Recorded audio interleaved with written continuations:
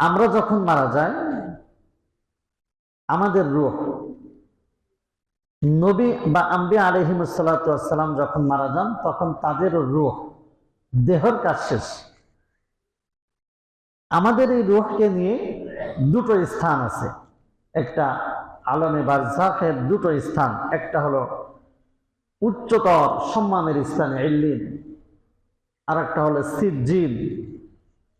যে সমস্ত রূহগুলি জান্নাতের উপযুক্ত হিসেবে বিবেচিত হয়, অথবা অন্যভাবে আমরা বলতে পারি মার রব্বুকা ওয়া মা দীনুকা ওয়া মান নাবিয়ুকা, এর প্রাথমিক প্রশ্নের উত্তরগুলি পেয়ে যায়, তাদেরকে সরাসরি ইল্লিন নামক একটা রূহের স্থান এখানে রাখা হয়।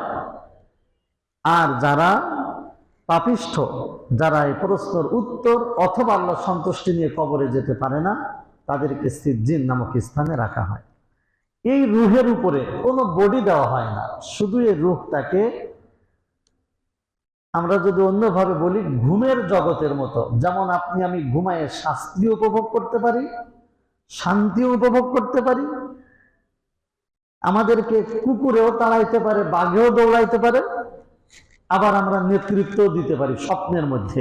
ঠিক এই রূহটা সেখানে পৌঁছে ওই রূহের সাথে এই আনন্দময় ইত্যাদি কানেকশন হয়, ওই রূহটা অনুভব করে এই শান্তিগুলি। ওখানে কোনো বডি দেওয়া হয় না। অর্থাৎ ঘুমাইলে যেমন আমি যা খাচ্ছি পেট ভরবে, ঘুমের ভিতরে দৌড়াইলে শরীর ক্লান্ত হবে, ঘুমের ভিতরে যদি উপর থেকে পড়ে যায় স্বপ্নে, হাত পাও কি ভাঙবে না? কিন্তু স্বপ্নে যদি দেখতাম যে না, উপর থেকে পড়ে গেছি, হাত পা ভেঙে গেছে, চিৎকার করছি, হাসপাতালে যাচ্ছি, অতটুকু সব ঘুমের ভিতরে ঠিক। কিন্তু ঘুম ভাঙলে দেখা যাবে সব ঘটনা ঘটছে রূহের সাথে, বডির সাথে না।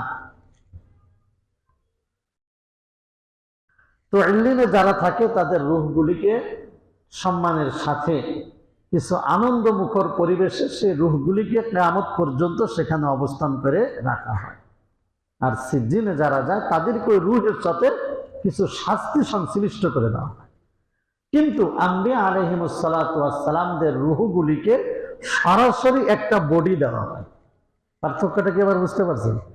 ওনাদের রূহটাকে ওই ইল্লিন বা সিজ্জিনে রেখে দেওয়া হয় না, সরাসরি একটা বডি দিয়ে দেওয়া হয়। মানুষের মধ্য থেকে শুধুমাত্র শহীদদেরকে একটা বডি দেওয়া হয়।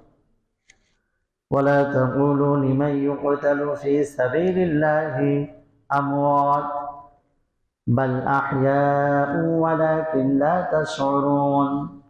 আল্লাহ বলছেন, যারা আল্লাহর রাস্তায় নিহত হয় তাদেরকে তোমরা মৃত ভেবো না, তারা জীবিত, এটা তোমরা কল্পনা করতে পারো না।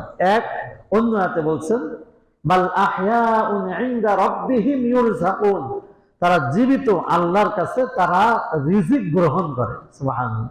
হাদিস শরীফের মধ্যে আসছে, একটা পাখির বডির মধ্যে এই রূহটা দিয়ে ওই পাখির আচরণ বিচরণ, এটার উপরেই সেই শহীদের অবস্থান নির্ণয় করে।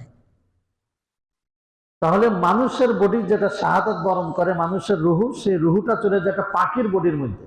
কিন্তু আম্বিয়া আলাইহিমুস সালাতু ওয়াস সালামগণকে এই রুহুটা ইল্লিন বা সিজ্জিনে না নিয়ে তাদেরকে সশরীরে বিভিন্ন জনকে বিভিন্ন স্থানে রেখে দেওয়া হয়। সেই বডিটা আমাদের এই বডি না, আর এক রকমের একটা বডি। কেমন বডি আল্লাহ ভালো জানেন।